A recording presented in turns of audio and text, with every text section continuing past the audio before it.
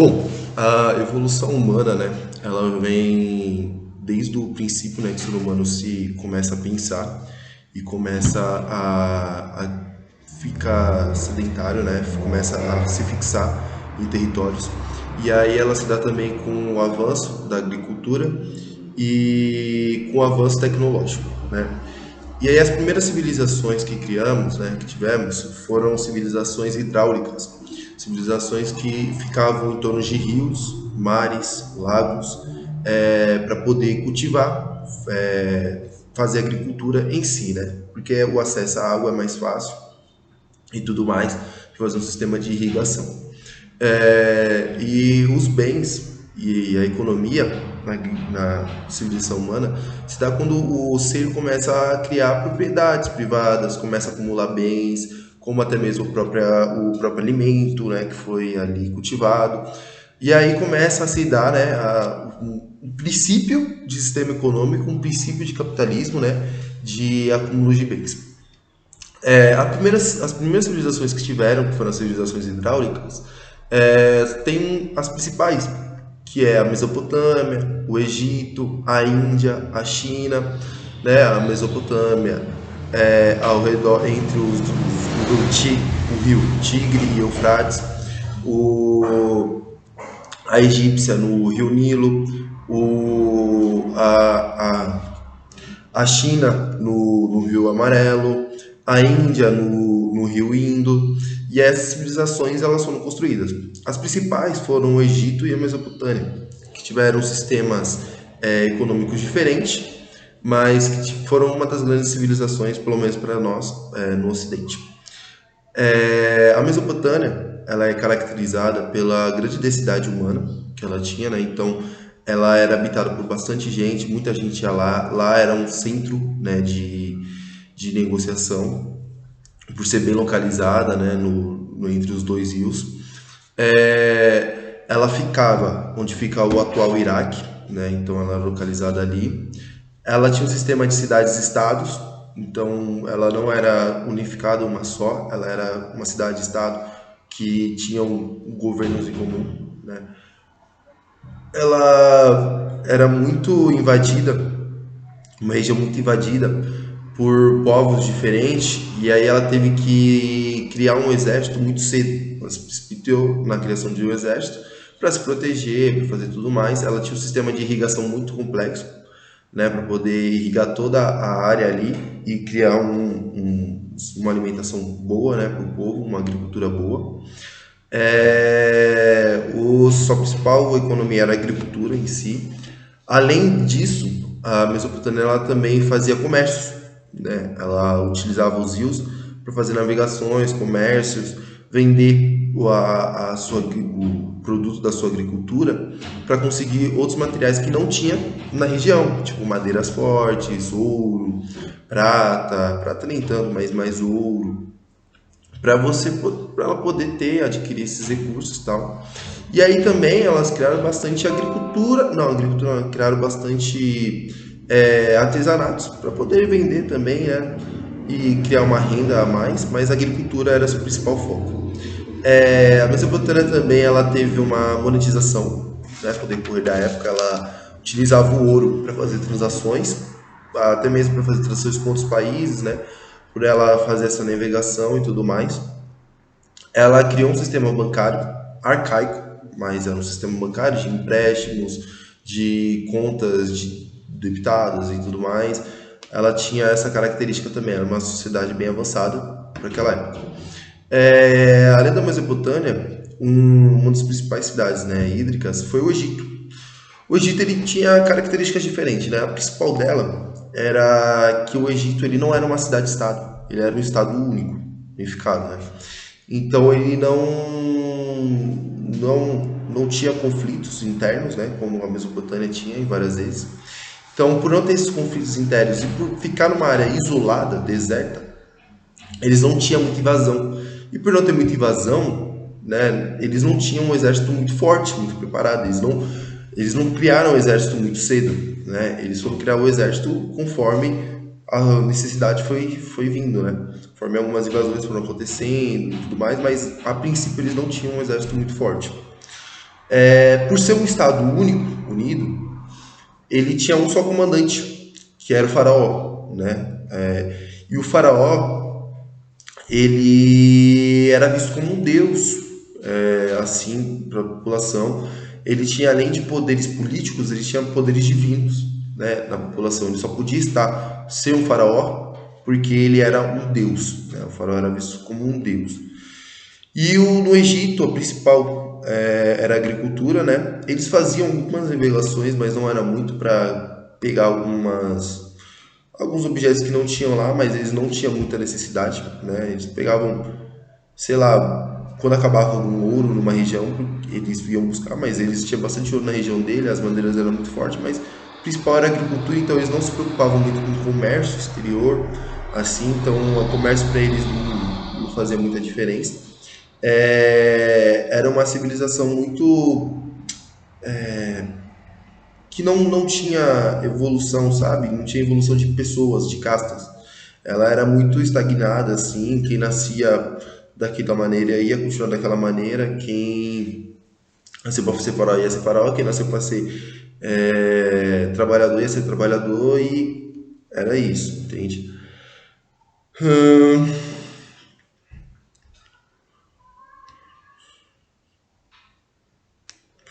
Trabalho coletivo, sem criatividade, sem evolução, não havia propriedade privada, né? Então, no Egito não tinha propriedades privadas. As propriedades privadas que tinham era que o faraó concedia enquanto a pessoa estava viva. Então, você está vivo, você pode morar aqui, mas ela não podia comprar, não podia fazer transações, não tinha moeda, não era um país que tinha uma moeda assim de comércio, que nem a Mesopotâmia. Era um país bem isolado mesmo, bem estruturado, mas que era sem criatividade porque não tinha muita movimentação social. Bom, após a evolução, após a criação das cidades hídricas, com o tempo o pessoal começou a perceber que o comércio também era bom, né? E aí algumas pessoas que fizeram habitações em lugares que não tinham rios, que não tinham muita, a terra não era boa para fazer agricultura, eles começaram a focar no comércio exterior. Um exemplo disso é a Creta, a Felícia, que são cidades que não tinham uma agricultura muito forte, porque o terreno não era propício para isso, mas eram cidades bem localizadas geograficamente, né? Elas eram localizadas muito bem no mar Mediterrâneo, então ela conseguia fazer umas relações comerciais muito grandes exteriores. Então, elas eram bem localizadas assim.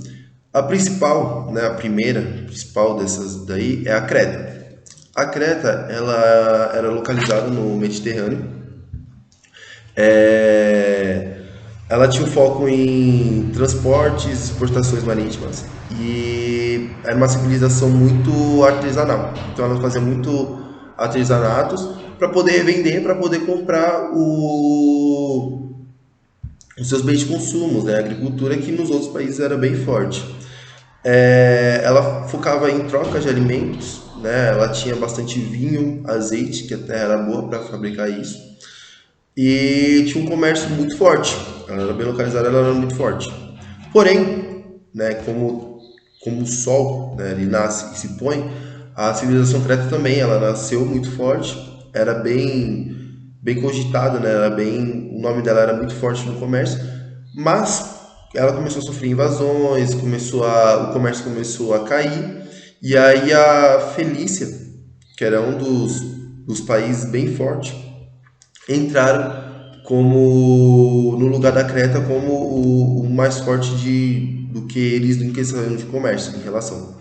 E aí a Felícia ela ficava localizada onde fica hoje o Líbano, e era um país bem centralizado ali. A Creta já era uma ilha, né?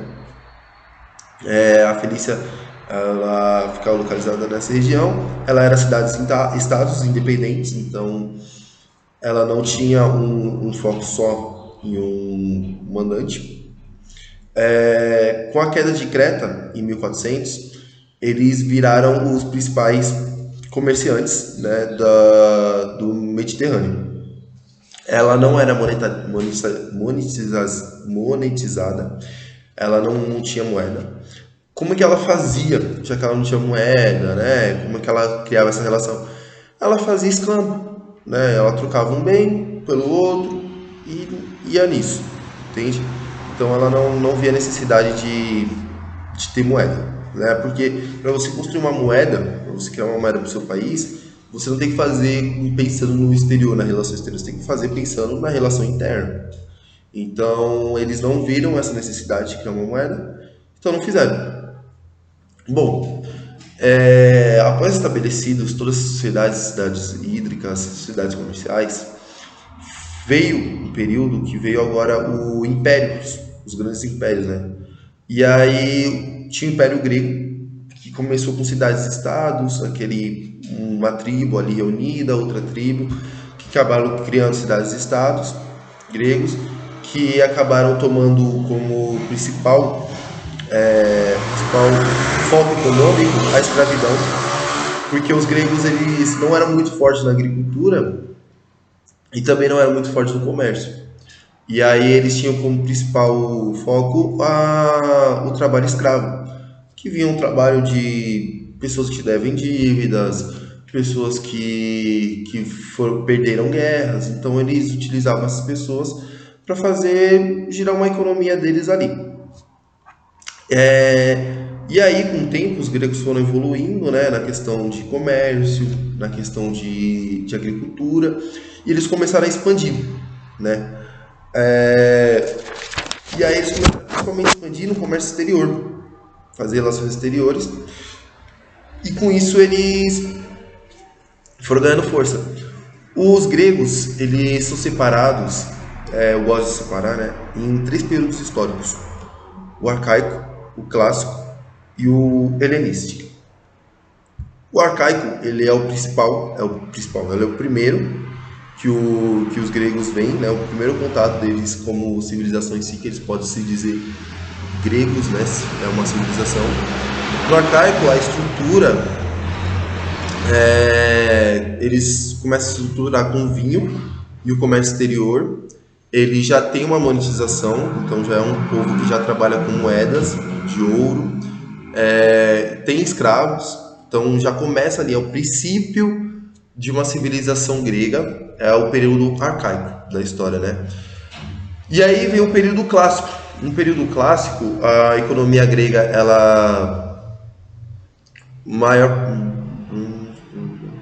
eles já ainda continuam com escravos, mas só que eles já criam um padrão.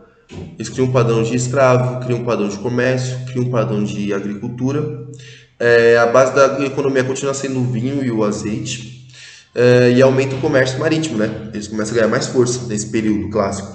Então, o período clássico ele é um período de transação. Ele sai daquele período arcaico, que eles estão conhecendo a harmonização, o comércio e tudo mais, vem para uma estabilização, vem para um padrão, e aí no período helenístico, ele já tem um período ali mais forte, que a gente aí é o período realmente Império Grego. Por quê?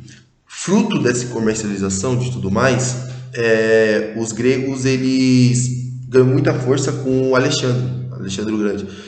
E aí ele começa, como o exército grego era muito forte, ele começa a pegar o exército e a invadir territórios. Os gregos se unem, né, contra o inimigo comum antes do Alexandre chegar. Eles se unem, criam esse general Alexandre, e Alexandre ele acaba fazendo todo esse império, né? Ele acaba dominando desde a Grécia até o Egito, um pedaço da Índia, um pedaço da China, pega um pedaço da Mesopotâmia, ele pega todo aquele continente ocidental e parte do continente oriental. Esse Alexandre consegue fazer em pouco tempo de vida, né? Ele consegue criar esse império aí, Alexandre Magno. E aí, fruto desse império é a Grécia helenística. Por quê? A Grécia helenística ela é dos descendentes de Alexandre.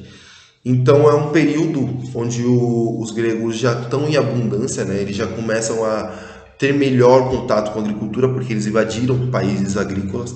Ele tem um contato com o comércio muito maior, então aquele comércio dele que já era bom, eles começam a melhorar, porque eles começam a invadir países que têm um comércio maravilhoso. Então os gregos eles começam a dominar toda essa parte, né? E aí começa a espalhar a cultura dele e tudo mais. Mas os descendentes de Alexandre não conseguem manter o mesmo nível que Alexandre. Então eles começam a ter conflitos internos, né? Pessoas no poder, eles começam a ser invadidos, os escravos começam a dar mais prejuízo do que lucro, então eles começam a se definhar de dentro para fora, e aí as invasões começam, e o exército grego, os gregos em si, estão todos detonados já por dentro, então eles não conseguem segurar e acaba se desfazendo o Império Grego. Em contrapartida, vem a crescente do Império Romano. O Império Romano ele vem crescendo, né, com a queda do grego, ele invade os gregos, fazem alguns prisioneiros e pegam um pouco daquela cultura do escravo, pegam já essa cultura, né, do comércio que já está estruturado, pegam a cultura da agricultura, que também começou a se estruturar bem mais forte, e aí os romanos já pegam tudo isso já estruturados e criam o império deles. O Império Romano ele dura bastante tempo. É um dos maiores impérios que a gente já conheceu na Terra. E ele vem com a mesma característica que o grego. Os romanos eles iniciam a sua vida histórica como civilização em pequenas tribos, que nem os gregos fizeram, na Itália, com pequenas tribos, pessoas aqui e ali, que começam a se unir, né? Que tinham a agricultura como foco maior, mas começam a expandir seu conhecimento. E aí, por uma necessidade, como os gregos, né, de ficar mais forte, eles criam um exército. E esse exército vai ganhando batalhas, e acabam dominando o Império Grego. Vamos lá. Pelos romanos terem invadido os gregos, terem adaptado a cultura deles à sua, eles sofrem do mesmo mal que os gregos, que é o sistema de escravos. O sistema de escravos ele é bom até um certo ponto, quando a civilização livre produz também. Quando a civilização que é livre para de produzir e joga tudo nas costas dos escravos, você cria uma massa de população improdutiva. E essa massa de população improdutiva ela só te dá gastos, ela não te dá retorno, né? E aí essa massa produtiva, ela não dava o retorno que ela gastava. E os romanos, eles tinham uma cultura muito legal de que nenhum romano irá passar fome, nenhum romano ia ficar sem habitação, nenhum romano ia ficar sem nada. E aí o Império Romano, ele mantinha os romanos que não produziam. Então eles davam comida, teto, davam tudo para os romanos, mas isso gerava um gasto. E aí os romanos, eles tiravam sua principal fonte de renda, eram as invasões. Até quando eles estavam invadindo os lugares, pegando os espólios de guerra e ganhando dinheiro em cima disso, estava bom, sabe? Estava monetizado, o Império Romano foi um império monetizado. Quando estava nesse período, estava bom, sabe? Mas aí chegou um estágio que eles dominaram quase tudo, não tinha mais nada para dominar, e aí essa população improdutiva começou a dar mais gastos e começou a quebrar o Império Romano de dentro para fora, como foi o caso do grego. Então o Império Romano ele sofreu do mesmo mal que os gregos, né? Um sistema econômico ruim, que estava na cara que é ruim, e ele acaba se quebrando de dentro para fora. E aí, com as invasões bárbaras, dos bárbaros, os romanos acabam quebrando, né? O Império Romano acaba quebrando. Além disso, né, a população romana ela era bem urbana. Quando o Império começou a se quebrar por dentro, quando eles começaram a fazer exigências, percebendo que essa população improdutiva ela não podia continuar dessa maneira, eles começaram a impor exigências, tipo, nascia filho de carpinteiro ia ser carpinteiro para sempre. Quando eles impunham isso, a população romana, que era urbana, ela começou a se dividir. Então ela começou a ir para as áreas rurais. Nas áreas rurais, eles tiraram a força que tinha o centro, né, urbano do romano, que acabou também quebrando o império. Então os romanos quebraram de dentro para fora, antes mesmo das invasões bárbaras. E aí os bárbaros invadiram, quebraram os romanos, e aquela civilização romana que estava concentrada, né, nos centros urbanos se espalharam para áreas rurais. Quando elas se espalharam para áreas rurais, elas acabaram criando centros, né, de vivências. E aí, com a queda do Império Romano, eles conseguiram, né, no próprio Império Romano, eles conseguiram fazer a igreja se elevar. Com a queda do Império, a igreja ela conseguiu se manter, né, a religião conseguiu se manter viva. A religião ela se uniu a esses bárbaros, né, que invadiram, eles se uniram e aí eles criaram uma nova civilização, uma civilização funcional. Como é que é a civilização funcional? A civilização funcional ela é dividida com três pessoas, né? Os trabalhadores, os guerreiros e os religiosos. Os trabalhadores eles trabalham para manter os guerreiros e os religiosos rezam para manter a paz dos guerreiros e dos trabalhadores, e os guerreiros protegem ambos, os religiosos e os trabalhadores. Esse é o sistema funcional. Principal foco do sistema funcional, agricultura, porque quando eles se afastaram, a população romana, elas foram muito para rurais, e nos rurais eles produziam muita agricultura. E aí nesse sistema ia funcionando do decorrer de tempo, como a gente conhece hoje como sistema feudal. O sistema feudal ele durou bastante tempo, com reis, reinos subindo, caindo, mas nunca um império unificado, como foi o romano e o grego. Com o crescimento desse sistema, foram criando comércios. Não era um sistema muito monetizado,